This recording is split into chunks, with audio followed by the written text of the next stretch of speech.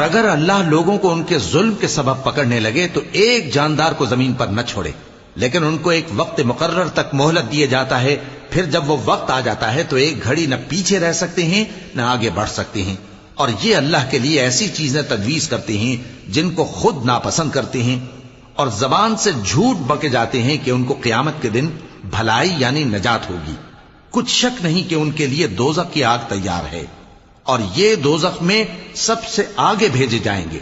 اللہ کی قسم، ہم نے تم سے پہلی امتوں کی طرف بھی پیغمبر بھیجے تو شیطان نے ان کے کرتوت ان کو آراستہ کر دکھائے، تو آج بھی وہی ان کا دوست ہے اور ان کے لیے عذاب علیم ہے۔ اور ہم نے جو تم پر کتاب نازل کی ہے تو اس لیے کہ جس بات میں ان لوگوں کو اختلاف ہے تم اس کا فیصلہ کر دو، اور یہ مومنوں کے لیے ہدایت اور رحمت ہے۔ اور اللہ ہی نے آسمان سے پانی برسایا، پھر اس سے زمین کو اس کے مرنے کے بعد زندہ کیا، بے شک اس میں سننے والوں کے لیے نشانی ہے۔